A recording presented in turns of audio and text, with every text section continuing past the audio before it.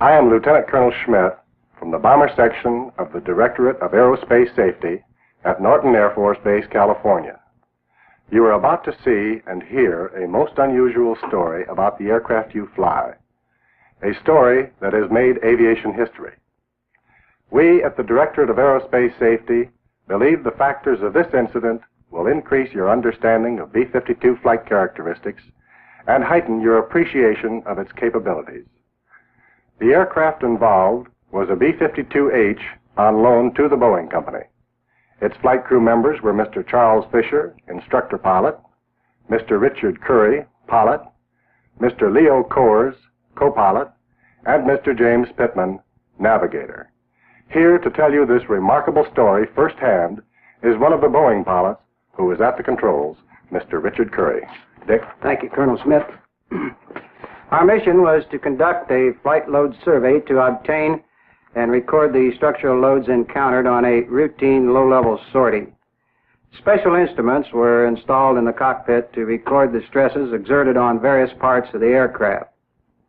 An 8-hour flight was scheduled along a route running from Wichita, Kansas, southwest to the Rocky Mountains.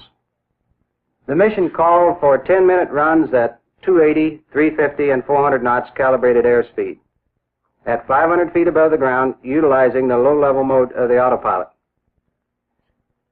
The initial portion of the flight progressed as planned, with only light turbulence encountered at the end of the sixth leg.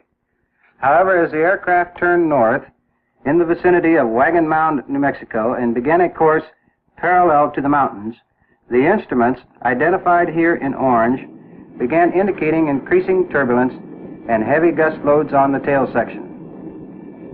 We elected to discontinue the low-level portion of the flight, and the aircraft was climbed to 14,300 feet mean sea level, where the air was relatively smooth. We then decided to continue the mission using the next speed schedule of 350 knots.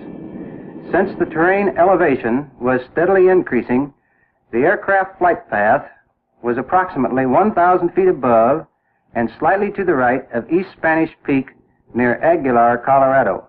Wind at this time indicated 62 knots west component, but no turbulence was noted. Then at 345 knots, while accelerating to 350 knots, an area of extreme turbulence was encountered. It lasted approximately 9 seconds.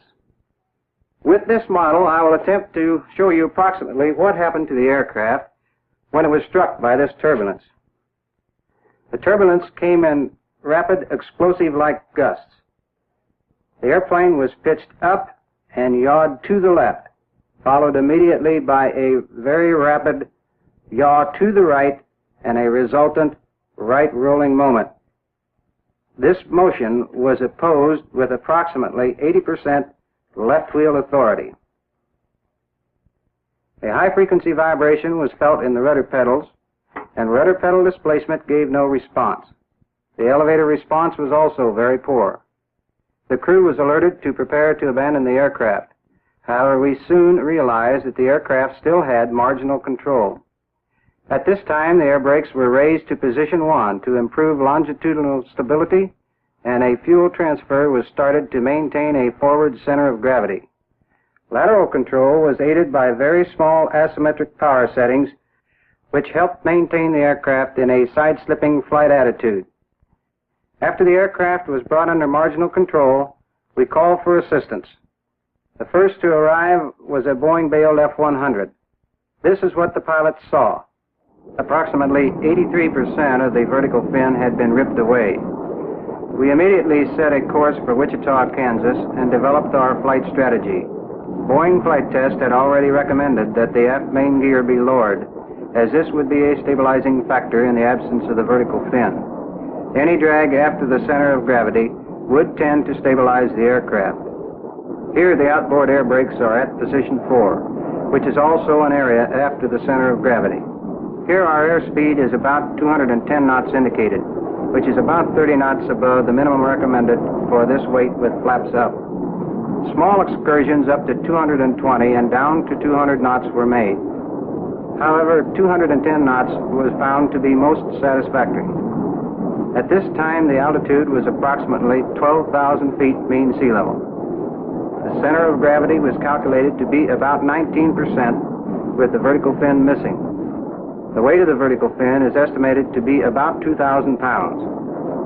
Due to the reports of unfavorable weather at Wichita, it was finally decided to divert us to Blytheville Air Force Base, Arkansas, where surface winds were more favorable. While in the Blytheville area, making preparations for landing, we were advised to extend the tip protection gears first.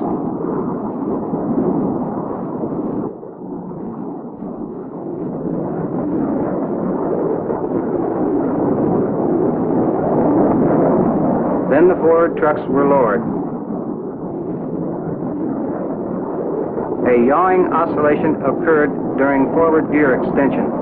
However, this ceased when the gear reached a down and lock indication.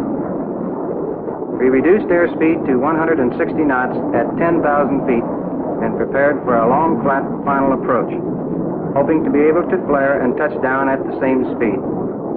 160 knots flaps up approach speed was selected in order to obtain optimum body angle. We had computed a no-drag chute stopping distance of 5,000 feet. Here is the aircraft on final approach. 160 knots, outboard air brakes at position 4. All engines are near idle. Crossing the threshold, still at 160 knots, the aircraft started a slight left drift, and we decided not to hold off any longer, but put it on the runway. At touchdown, all air brakes were raised to position 6. We elected to use the drag chute, but decelerated to 130 knots before deploying it. We considered the possibility of a go-around, and had it been necessary, we would have used outboard air brakes at number 6 position. This is the B-52 at Blytheville Air Force Base shortly after landing. This aircraft was flown 5 hours in this configuration from the scene of the incident over Colorado to Wichita and then to Blytheville Air Force Base, Arkansas. A portion of the aircraft's original mission was to record the gust loads found in moderate turbulence. However, the loads we encountered were much greater than had been anticipated. An analysis of the recorded information revealed gust loads of a greater magnitude than had ever previously been recorded on any large aircraft. Well, Colonel, I guess that about sums it up. Thank you, Dick. We at the Directorate of Aerospace Safety are indeed grateful to you for bringing us this first-hand report. A review of the data collected on this flight indicates that the airframe design criteria for future heavy aircraft should be reevaluated and possibly revised for future aircraft design. An engineering change to incorporate additional strength in the B-52 empennage is well underway at Wichita. In conclusion, let us review the things which enabled this aircrew to return this aircraft to a safe landing. Excellent crew coordination to regain positive control of the aircraft. A call for chase aircraft. A call for expert technical assistance.